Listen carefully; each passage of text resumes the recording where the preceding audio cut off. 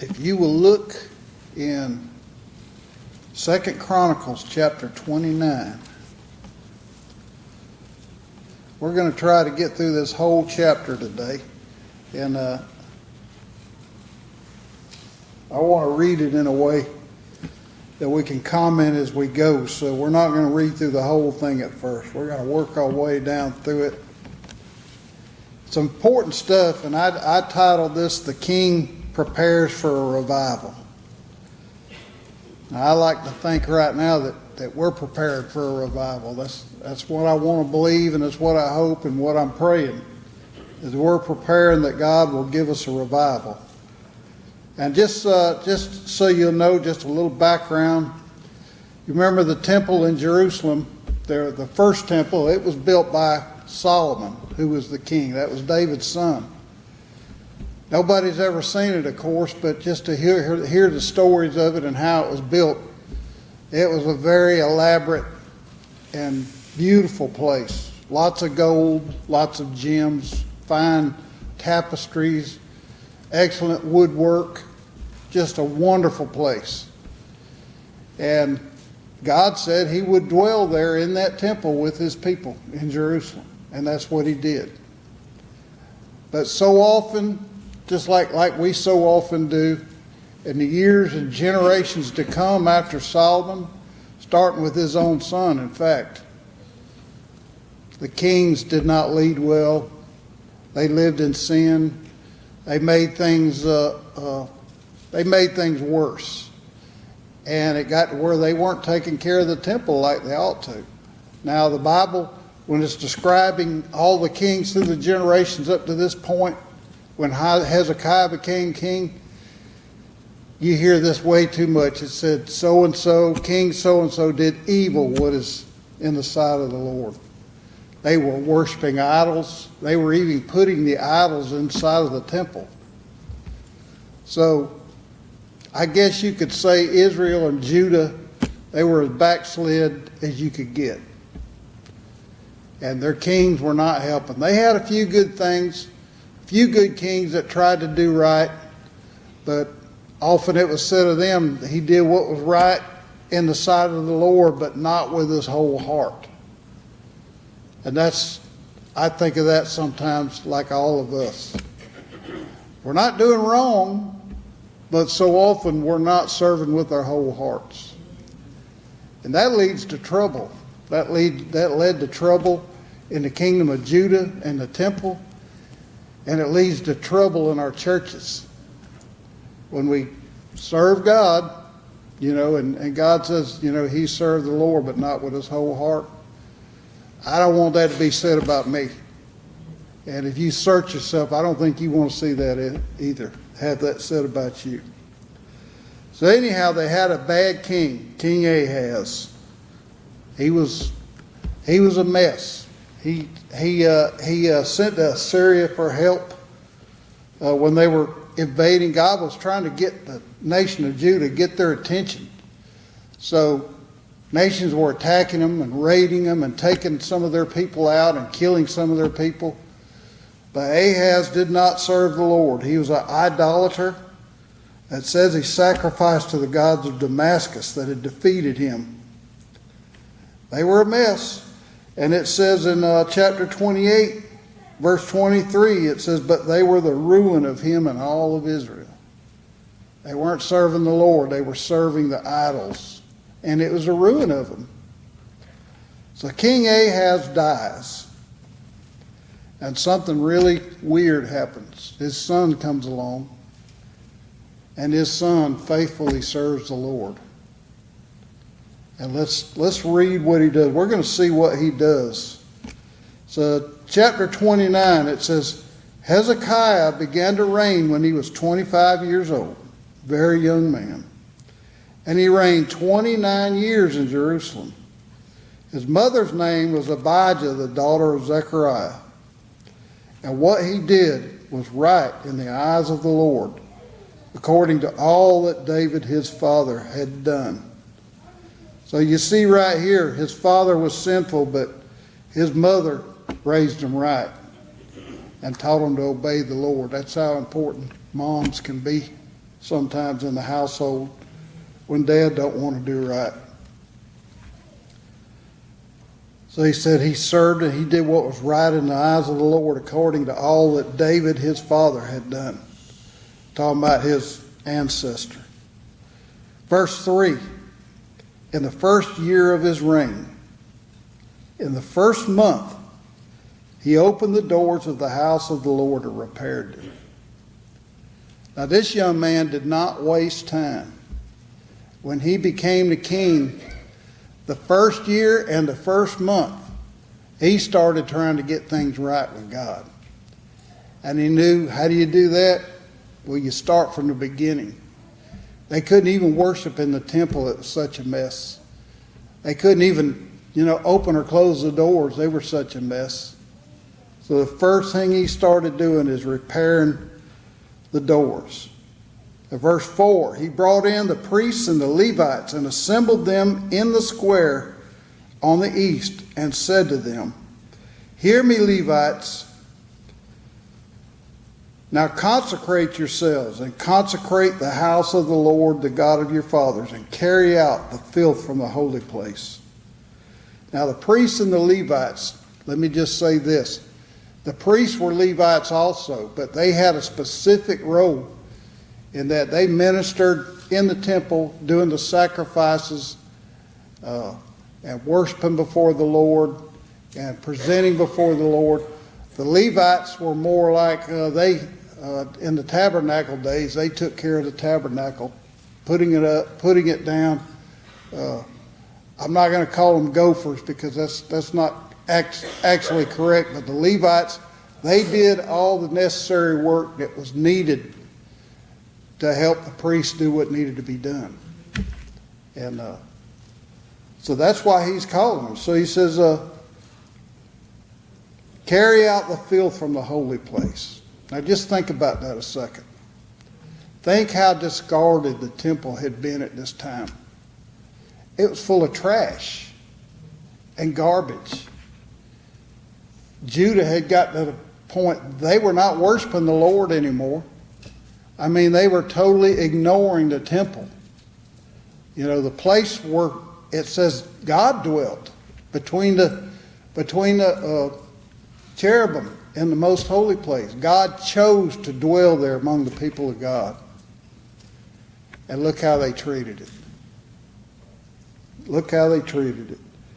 So these guys were commissioned to clean it out. Get all the garbage and trash cans and beer cans and all the junk that was laying around in there. Clean it out, get rid of it. Get it out of the temple.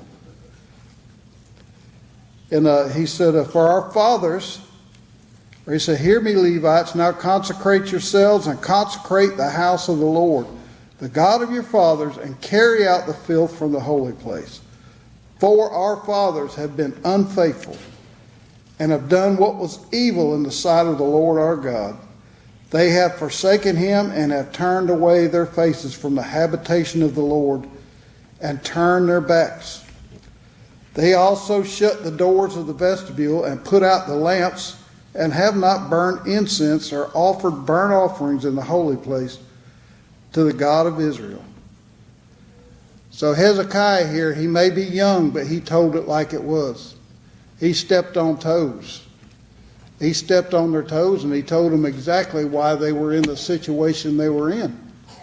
Because they did not obey the Lord. And because of that, it says, therefore the wrath of the Lord came on Judah and Jerusalem. And he has made them an object of horror, of astonishment, and of hissing, as you see with your own eyes. For behold, our fathers have fallen by the sword, and our sons and our daughters and our wives are in captivity for this. He told them like it was. You want to know why you're suffering right now and why we're getting beat up so bad? Because we have not obeyed the Lord our God. I mean, just imagine this beautiful temple just turned into a trash pit and ignored. No more sacrifices, no more holy place. Just a ragged out building.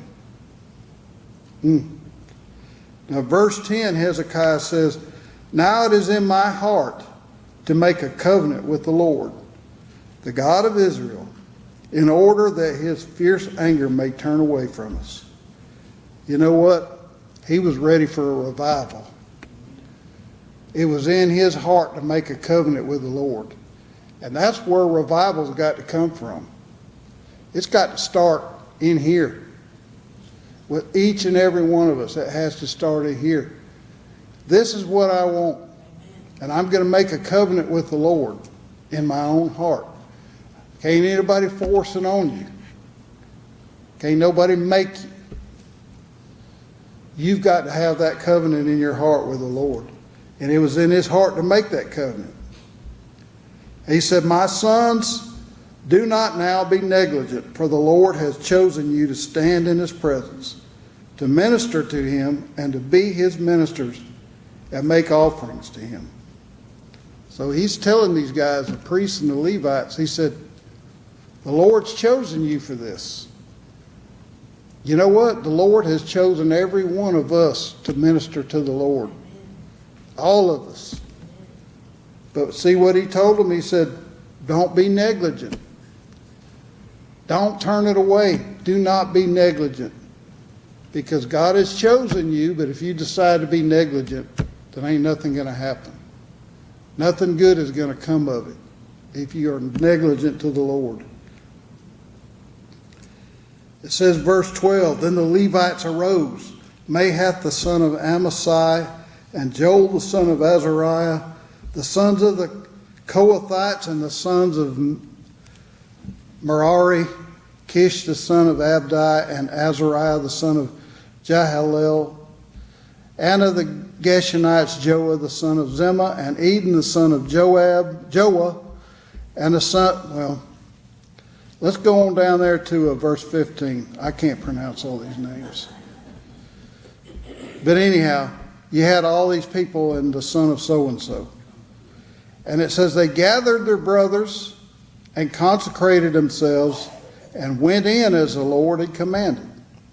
They prepared themselves for this job by consecrating themselves to the Lord and getting with each other and working together on making sure that they were right with the Lord before they began this work.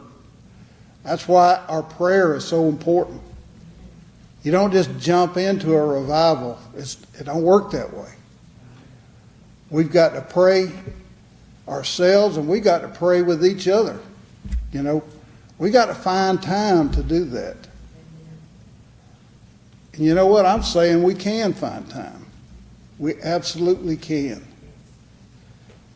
We absolutely can, because it's this important. They gathered their brothers and consecrated themselves and went in as the Lord had commanded by the words of the Lord to clean the house of the Lord. The priests went into the inner part of the house of the Lord to cleanse it. And they brought out all the uncleanness that they found in the temple of the Lord into the court of the house of the Lord. And the Levites took it and carried it out to the brook Kidron. So they cleaned out all the garbage and all the refuse and trash from outside the temple, which should have never been in there. And they got rid of it. They cleaned it up. Now, you know what? The Lord had dwelled in this temple right here. But you know where he dwells nowadays? It's not in this building. This building's a nice place to gather, but this is, you know, God doesn't dwell up here behind this podium. He's not in that cross there in the baptistry. God is in our hearts. If you know the Lord, that's where it's at. And what he's telling us nowadays, if you want to walk with God and have revival, we got to get all this trash out of our hearts. We got to get rid of the garbage. We've got to take it out and allow the Lord to come back in. What a blessing that would be if we could realize that. In verse 17, they began to consecrate on the first day of the first month. And on the 8th day of the month, they came to the vestibule of the Lord. Then for 8 days they consecrated the house of the Lord. And on the 16th day of the first month, they finished. A lot of hard work went to get this place back in shape again. And things had been taken out of there that probably were never replaced. Some of the gold and all that kind of stuff. Because they were stripping the temple of valuable items sometimes to get these other nations off their backs. But it goes on to say, verse 18, then they went to Hezekiah the king and said, we have cleansed all the house of the Lord, the altar of burnt offering and all its utensils, and the table for the showbread and all its utensils. All the utensils that King Ahaz discarded in his reign when he was faithless, we have made ready and consecrated. And behold, they are before the altar of the Lord. So they were taking that temple back. It talked about King Ahaz discarding so many things that were in that temple that were necessary for that temple, and he discarded them. You know, I think sometimes looking around the country, looking at churches that had discarded the words of the Lord and put in place their own ideas, their own opinions about how things ought to be, and discarded the things that are holy to God. It's happening. Now, I don't want to see that here at all. I don't want to see us discarding what is holy and just going along with the culture nowadays, going along like so many churches do. They don't want to offend anybody. They just want to make sure that they get their 2 cents in and don't trust God. That's not going to be any good at all. In verse 20, it says, then, after all that was done, he said, King Hezekiah rose early and gathered the officials of the city and went up to the house of the Lord. And they brought 7 bulls, 7 rams, 7 lambs, and 7 male goats for a sin offering for the kingdom and for the sanctuary and for Judah.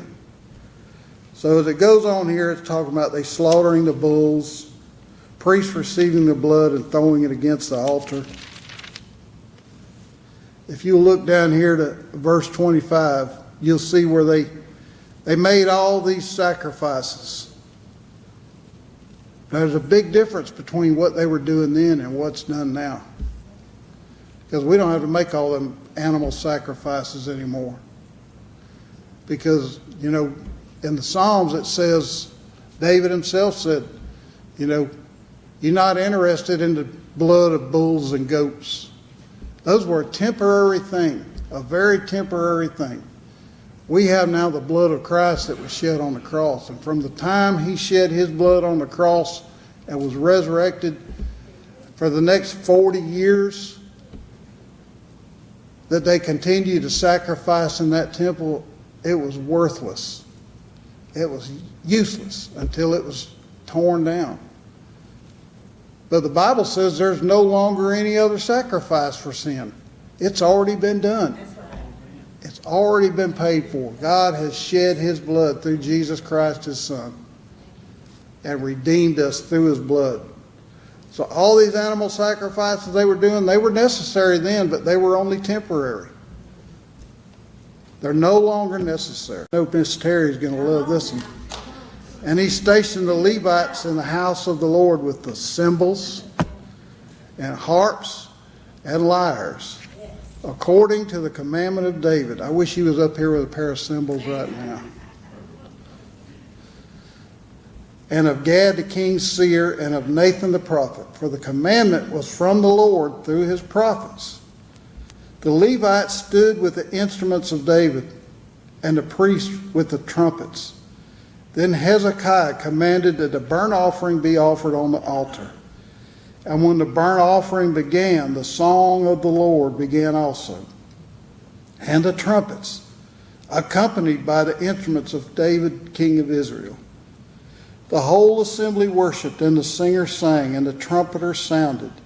All this continued until the burnt offering was finished. When the offering was finished, the king and all who were present with him bowed themselves and worshipped. And Hezekiah, the king, and the officials commanded the Levites to sing praises to the Lord with the words of David and of Asaph the seer. And they sang praises with gladness, and they bowed down and worshiped. This turned into an awesome time. There was revival because you had somebody to lead them in a revival, and you had people that agreed and followed and started consecrating themselves to the Lord and trusting God to lead them into this great revival. Then Hezekiah said, "You have now consecrated yourselves to the Lord. Come near, bring sacrifices and thank offerings to the house of the Lord." And the assembly brought sacrifices and thank offerings, and all who were of a willing heart brought burnt offerings. All who were of a willing heart. The number of the burnt offerings of that assembly brought was 70 bulls, 100 rams, and 200 lambs. All of these were a burnt offering to the Lord. And the consecrated offerings were 600 bulls and 3,000 sheep. That's a lot of sacrifice. Verse 34. This is interesting right here. But the priests were too few and could not flay all the burnt offerings. So until other priests had consecrated themselves, their brothers the Levites helped them until the work was finished. For the Levites were more upright in heart than the priests in consecrating themselves. Now that is very sad right there. They didn't have enough people to do all the work. Just like we've got so often in the church today. We don't have enough people to do everything that needs to be done. And so these Levites, who already had the heaviest of the responsibilities as far as work, because they didn't have enough priests, look what they did. They stepped in. It said they were more upright in heart than the priests. Too many of the people that were supposed to be leading the church and worshiping and leading the church, leading the people in their worship of God in the temple. Well, it's kind of like it is nowadays. The people that ought to be leading don't want to do it. I mean, that's just a fact, as it's showing right here. People that ought to be leading were not doing it. So you had other people, these Levites, who already had a load on them. They came in and helped out. The Levites were of the same tribe that the priests were. It says, besides the great number of burnt offerings, there was the fat of the peace offerings, and there were the drink offerings for the burnt offerings. This is a lot of work right here, handling all these sacrifices. Thus the service of the house of the Lord was restored. And Hezekiah and all the people rejoiced because God had provided for the people. Because Hezekiah obeyed God and listened to what the Lord had to say. Look what happens. People start getting on board and revival starts happening. And then it says down there, and all the people rejoiced because God had provided for the people, for the thing came about suddenly. Think about this sometimes. How often we wait on the Lord. Yeah, and I've seen it in my life. Brenda has too. How often we wait on the Lord to move. We call ourselves preparing and get, preparing, but it just seems like it never comes. It never comes. It never comes. And we keep praying and hoping and hoping. And then all of a sudden, out of nowhere, there's your answer. It just appears, and it's just like it, you can't believe it when it's all of a sudden there. I've seen that more than one time. It came about suddenly. And I believe God can do the same thing with us in revival. that it can come about suddenly in our lives. But are we going to do what it takes to prepare for it? These meetings are 2 weeks from today. Are we praying? Are we fasting in whatever way we can? Are we turning to God, saying, Lord, make me a willing vessel? You know, we don't have enough leaders, so let me step in and help. Let me do whatever I can to make sure that I'm doing everything I can to worship God and prepare for this great thing. I want to be prepared. I want to be prepared to see the Lord move right here in our community and in our church. And I hope and pray y'all are too. That's what I'm looking for. So if you don't know Jesus today, I want you to know that a sacrifice has been made for you. If you don't know him, this is a great time to turn your heart over to God. If you want to talk about if you want to recommit yourself, this altar's open. Nobody's going to laugh at you.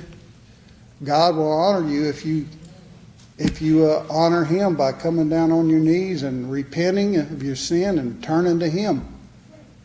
And just saying, here I am, Lord.